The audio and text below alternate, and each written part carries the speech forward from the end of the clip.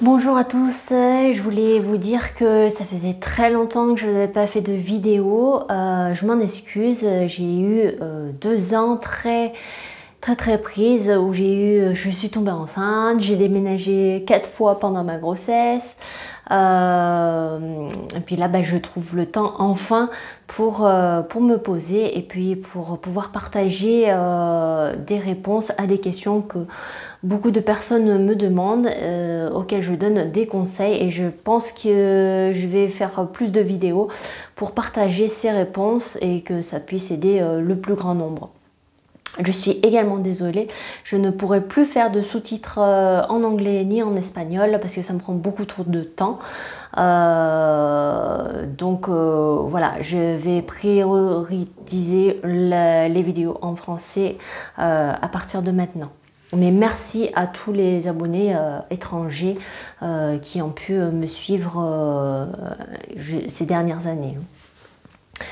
Le sujet de cette vidéo aujourd'hui, ça sera pour les enfants et les parents en fait. J'ai eu pas mal de questions d'enfants et de parents qui m'ont demandé comment faire pour gérer les perceptions des enfants. Parce que faut que vous sachiez que de 0 à 7 ans, les enfants ont le 3e œil ouvert. Ils peuvent percevoir beaucoup de choses que les adultes ou nous-mêmes ne pouvons pas voir ou ressentir surtout. Ils peuvent voir des âmes, ressentir des âmes, voir des personnes, mais pas que ça, hein. Ils peuvent percevoir le monde invisible. Et le monde invisible, il n'y a pas que des âmes, il y a aussi des esprits de la nature, beaucoup d'êtres de lumière, beaucoup de guides, des dimensions parallèles. Il y a des enfants qui font... Beaucoup d'enfants en ce moment, ces dernières années, naissent vraiment très empathiques, très sensibles, ressentent beaucoup les choses, font beaucoup de sorties astrales aussi. Et donc je voulais rassurer un petit peu les parents à ce niveau-là. Surtout si les enfants vous disent papa, maman, je veux pas rester tout seul la nuit ou la journée dans ma chambre, vous voyez qu'ils ont un air paniqué, mais vraiment comme s'ils étaient terrorisés, comme s'ils avaient vu, je sais pas moi, un serpent ou une araignée. Si vous voyez qu'ils ont cette frayeur là dans leurs yeux, s'il vous plaît, ne leur dites pas « mais tu imagines des choses, y a rien, c'est pire que tout ça ». Moi, je vous le dis parce que j'ai été cet enfant-là quand j'étais petite. Je percevais des choses et j'avais à peine 2-3 ans, hein, je m'en souviens encore. Pourtant, je savais que ma famille ne percevait rien, donc je disais rien. Par contre, je me cachais sous la couette des fois, il faisait 40 degrés, j'avais ma grosse couette sur moi et j'en parlais pas jusqu'à que je voyais qu'est-ce que je voyais? Je voyais des formes blanches féminines flotter. Qu'est-ce que je voyais d'autre? Je ressentais beaucoup de présence, et jusqu'au jour je me suis dit mais c'est pas possible, je peux pas avoir peur comme ça. Et ça j'avais 3-4 ans, ou même moins, parce que je me souviens que je marchais à 4 pattes. Même je marchais tout juste. Donc je percevais les choses dans la chambre, dans l'appartement. Et puis je me suis dit, au début j'en avais peur. Parce que je savais pas ce que c'était. Et puis j'ai commencé à me dire, mais un jour je me suis dit, mais ça suffit, faut que tu prennes du courage, ils vont rien te faire. Et c'est là où je me suis mise en face de ces âmes, et j'ai dit ça suffit maintenant, vous allez me laisser tranquille, je ne peux pas vous aider pour l'instant, mais s'il vous plaît, partez. Et à partir de ce moment-là, à partir où j'ai pris que j'ai occupé ma présence, mon aura, mais à partir du moment où j'ai donné cet ordre et que j'avais plus peur, que j'étais plus dans l'esprit, un peu plus dans la colère, parce que c'est un peu la fréquence de la colère, l'émotion est beaucoup plus élevée vibratoirement que la peur. Donc le fait de dire ça, ce jour-là, j'ai plus jamais revu, et ni perçu d'autre chose de ce monde-là. Donc je voulais que les parents soient pas croient, mais j'aimerais que les parents écoutent leurs enfants.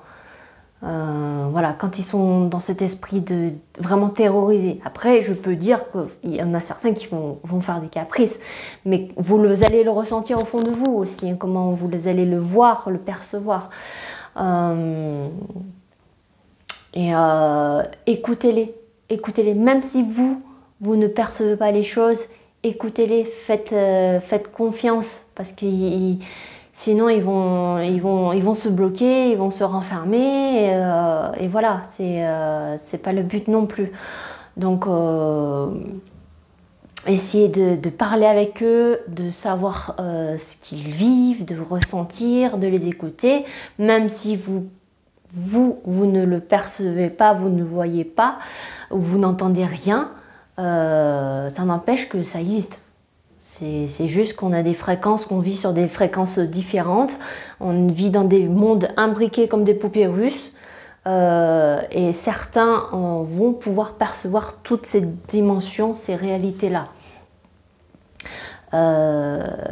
Donc écoutez-les, rassurez-les. Si jamais ils sont vraiment peur, ne les laissez pas tout seuls dans leur chambre. Installez un matelas, si à la limite à côté, vous dormez à côté, et quand il s'endort, vous revenez dans votre chambre parentale. Ça peut être un petit temps, comme ça peut passer au bout d'un moment. Moi je sais que voilà, mon fils a ces perceptions là, et j'essaie de gérer ça au mieux aussi. Mais moi quand je ressens beaucoup les choses aussi, je sens quand on me touche, je sens en décuplé et multiplié par 10 les choses. Donc je sais que quand il y a une époque, j'avais pas forcément envie de dormir tout seul dans ma chambre. Quand mon compagnon devait partir en voyage, je demandais vraiment, même à mon chien Husky, de venir dans la chambre pour dormir avec moi. Et alors imaginez-moi un adulte comme ça, plus de 34 ans, imaginez pour un enfant ce que ça peut être.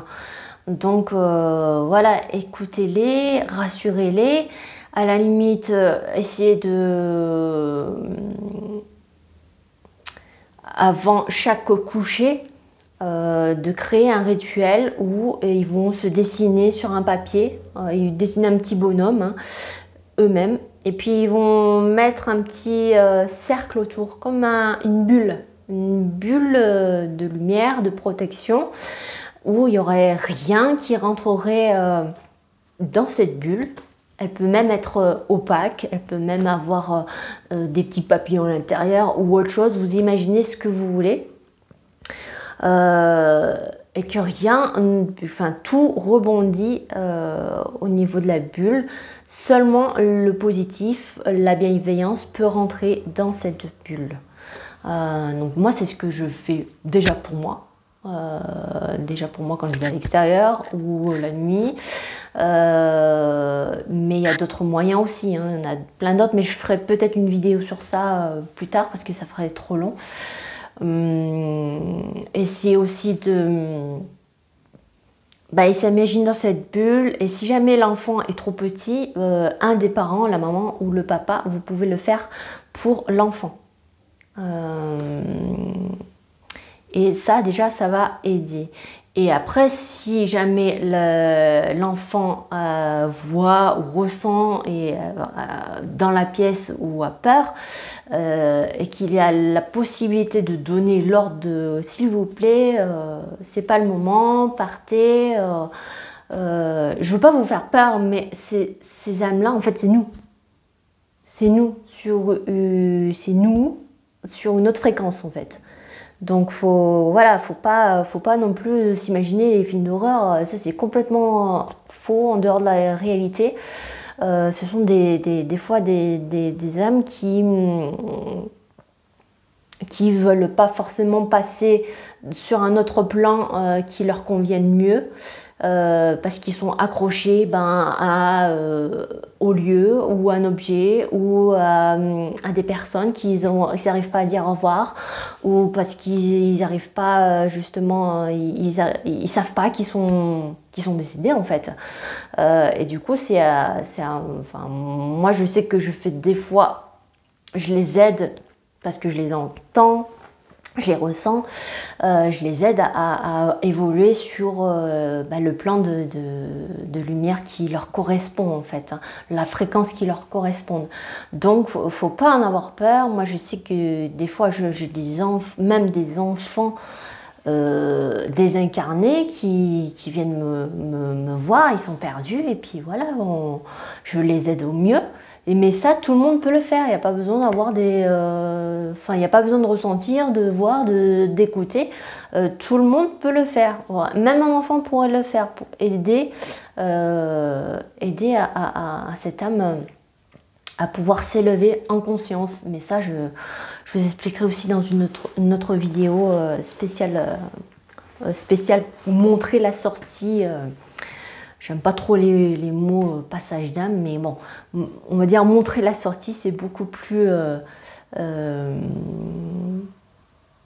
c'est beaucoup plus compréhensible, je pense, pour tout le monde. Donc vous voyez déjà de ce côté-là, et puis franchement, s'il y a vraiment un jour où c'est vraiment embêtant, la maman, le papa, demandez comme si vous chassez... je ne sais pas, un moustique, demander à ce que cette présence-là parte vraiment en dehors de l'appartement, en dehors de la maison, en dehors de la fréquence, ou sinon qui soit un peu plus éloigné, même s'il ne veut pas partir, qu'il soit un peu plus éloigné, et pour ne pas trop embêter l'enfant ce jour-là.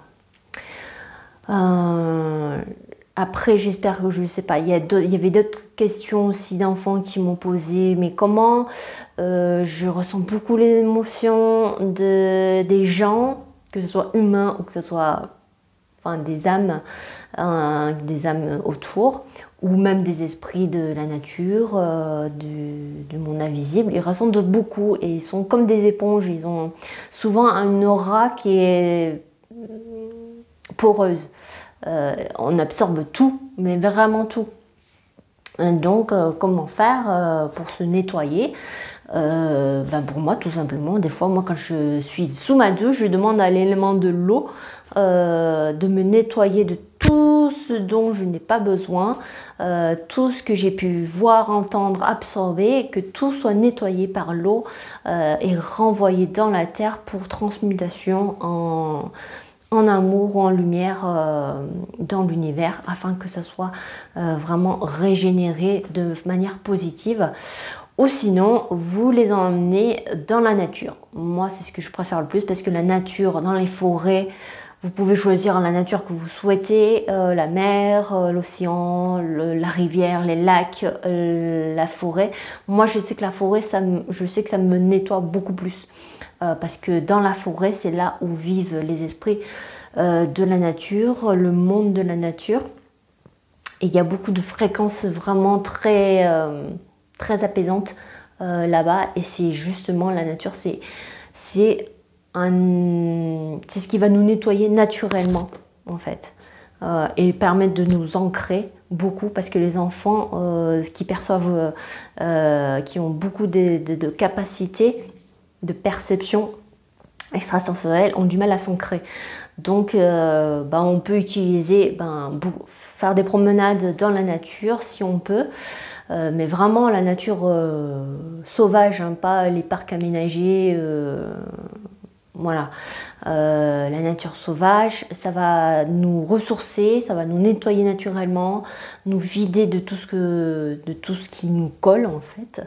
Et vous pouvez aussi utiliser des pierres comme la tourmaline ou les pierres d'ancrage.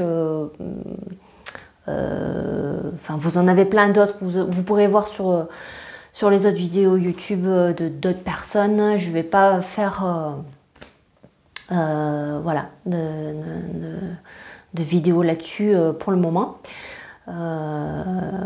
J'espère que tous ces éléments vont vous aider. Je vais peut-être faire une autre vidéo qui continue sur ce sujet pour que celle-ci soit pas trop longue.